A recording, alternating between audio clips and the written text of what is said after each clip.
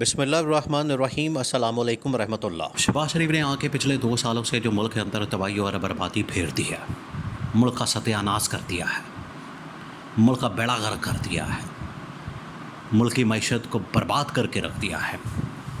اب اسٹیبلشمنٹ تو نہیں افورڈ کر سکتی کسی صورت بھی کہ ہم اس طرح سے ملک چلائیں، پاکستان کی اکانومی کا یہ حشر کر دیا جائے، پاکستان کو اس نہج پر پہنچا دیا جائے۔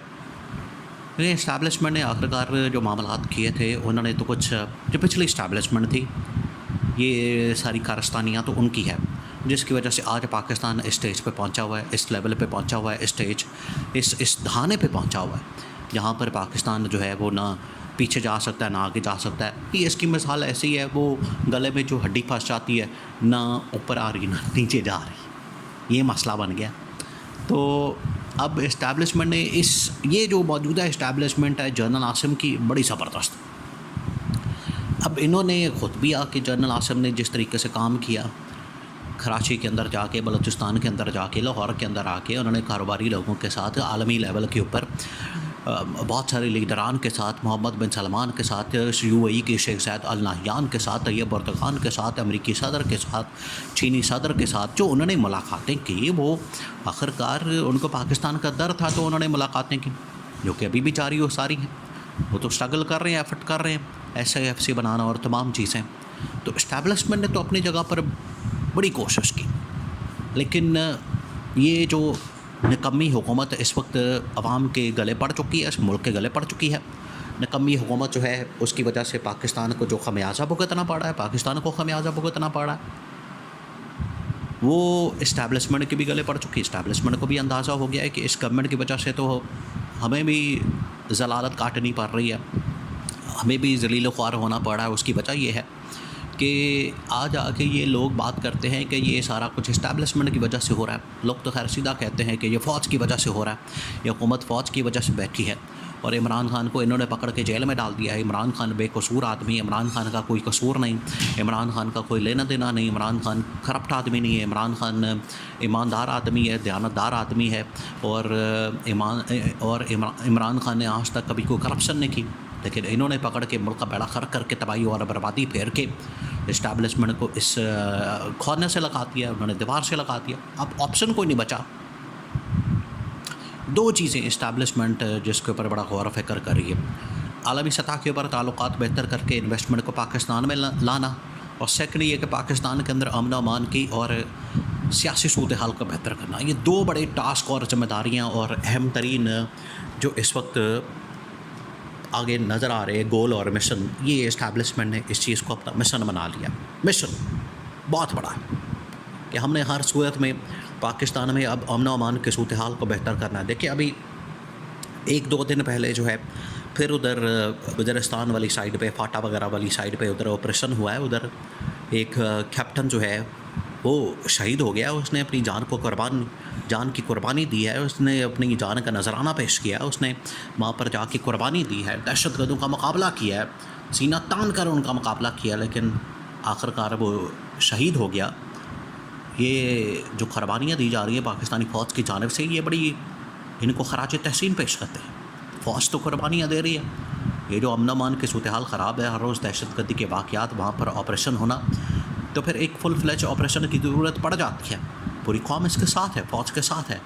ایسا نہیں کہ پاکستانی فوج سے جو ہے عوام نے اپنے آپ کو الگ کر لیا، نہیں، ایسا نہیں ہے۔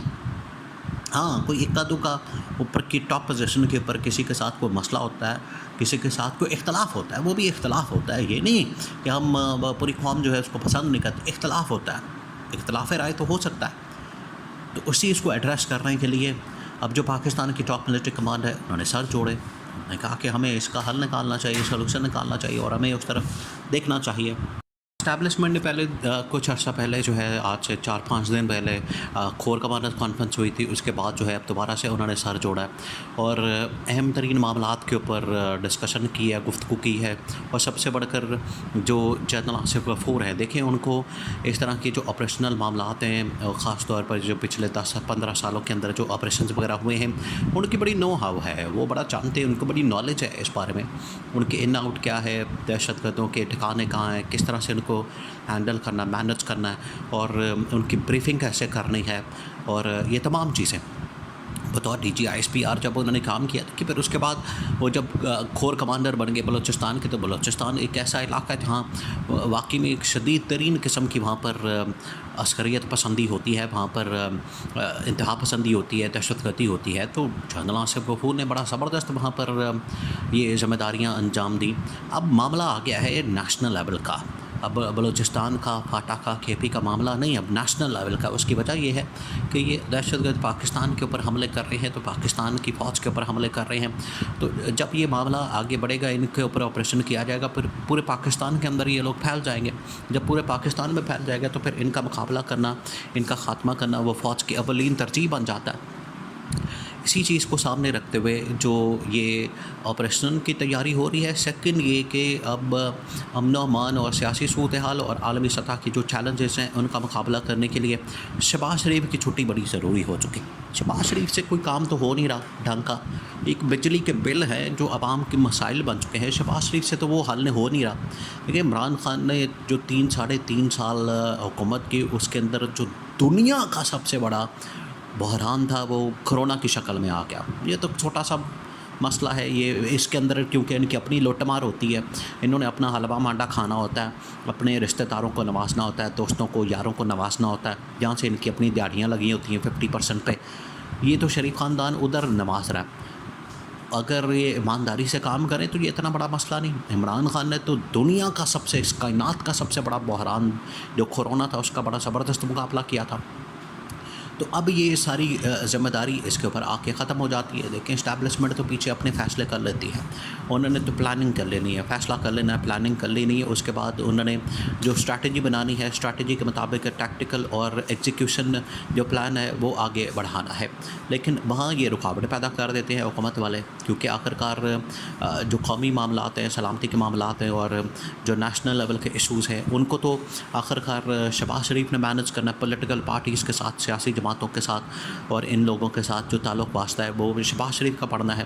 شہباز شریف آگے سے 2 نمبریاں کرتا ہے، وہ آگے سے سیاست کرتا ہے، سیاست کھیلتا ہے، ڈبل گیم کرتا ہے، پچ کے دونوں جانب کھیلتا ہے. تو یہ جو سیاست کرتا ہے شہباز شریف، اس کی وجہ سے پاکستان کو خمیازہ بھگتنا پڑتا ہے. لیکن اب اسٹیبلشمنٹ نے فیصلہ کر لیا، انہوں نے بڑا مشترکہ طور پر خطاب کیا. تو انہوں نے آرمی چیف نے، جنرل آصف غفور نے، اور پورے جو معاملات ہیں وہ پاکستان کی اسٹیبلشمنٹ کے سامنے رکھتی ہے. انہوں نے بتا دیا ہے کہ ہم کس طرح سے اس مشکل صورتحال سے نکل سکتے ہیں، کس طرح سے پاکستان کو بھی اس بحرانی کیفیت سے نکال سکتے ہیں، اور پاکستان کو اس بحرانی کیفیت سے نکال کے کس طرح سے ترقی اور خوشحالی کی جانب، امن و امان کی جانب، سیاسی بہتری کی جانب گامزن کر سکتے ہیں.